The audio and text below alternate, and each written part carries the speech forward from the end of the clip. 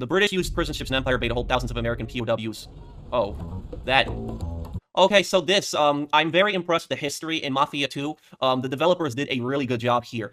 So I just wanted to talk about this loading screen for a moment because this really caught my eye. This is actually true. This is all 100% historically accurate. But what they're talking about here is this happened in New York, in the Hudson, in real life. And a lot of people don't know this. During the Revolutionary War, what happened is early on in the war, the Patriots and the Continental Army, that is the Americans, we took New York City from the British. But what happened was the British actually sent their fleet into New York harbors and they actually bombed the city. George Washington retreated.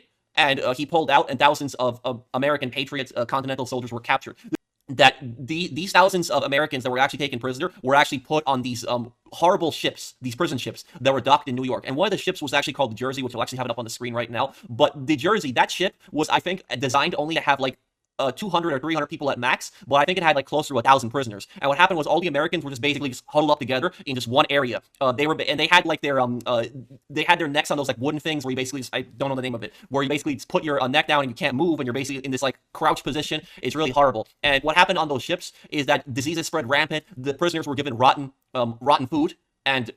And what happened is when somebody died, especially somebody that was sick, what the British would do is the British would actually force the Americans to actually pick them up and throw them overboard. And what happened was a lot of these bodies would actually wash up in like New York City because these ships were actually parked in the Hudson. And New York City was actually one of the most loyalist strongholds in America. But when people actually saw that, they saw like these bodies washing up and like these bodies that were just starved, just full of diseases, and they saw that that was what the British did. It was a war crime what the British were doing to those prisoners. And there's this big misconception that people have where they basically think, oh, you know, the British, they would treat prisoners like gentlemen. Not true. If you were an officer, like an American officer, you had a higher chance of surviving. You were treated generally better if you're an American officer. But if you were just like an NCO and under, you were basically treated like absolute garbage. And these guys, they love their country so much that they were given offers to defect to the British and swear the oath of allegiance to King George. And if they swore that oath of allegiance to King George, they'd be released from those ships. But most people refused to. There was actually one American woman where she came into the ship pretending to, you know, read the Bible to the prisoners, but she actually came in with a it was some kind of sedative in the Bible. It was cut out and she put it in a British soldier's drink, knocked him out, and then she freed all the other, you know, prisoners and they escaped. And here's a really horrible thing about this, guys, and people don't know about this. And I guarantee you, a lot of people I'm telling you in this video, when you hear this, you're gonna be really shocked by this. People don't know this, but